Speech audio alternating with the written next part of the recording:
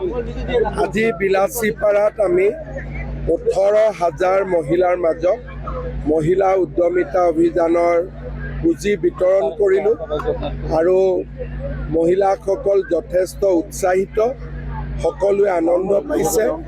মই সকলোকে শুভেচ্ছা জনাইছোঁ।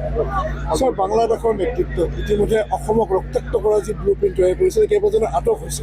বিশেষকৈ নামনি অসমত যি ধৰণৰ এইবিলাক হ'ব আৰু যোনে এইবিলাকক কৰে সেইবিলাকক নিউট্ৰেলাইজ কৰিব লাগিব। যোনে কৰিব তাক যিটো মছলা দিব লাগিব সেইটো দিব লাগিব। মইতো নাজানো ভাই, এফালে বিজেপিয়ে কেম্পেইনিং কৰি আছে একদম সম্পূৰ্ণকৈ, আৰু কিন্তু কংগ্ৰেছ জমাত চুই আছে। এতিয়া তেওঁলোকে শুভকামনা লাগিছে।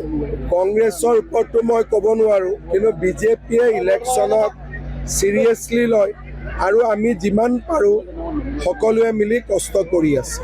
স্যাৰ, ৰেজাউল কৰিমক যিদৰে তেখেতে দল ত্যাগ কৰিল, ৰেজাউল কৰিমক যিদৰে কংগ্ৰেছ দল ত্যাগ কৰিল, আপুনি কৈছিলে যে তৰুণ গগৈ যদি ল'ৰা যদি হিম্মত থাকিলে তেখেতে দলৰ পৰা ওলাই দিব লাগিছিলতো। তেওঁ কেতিয়া ৰিজাইন দি হিৰো হ'ব সুবিধা দিলে?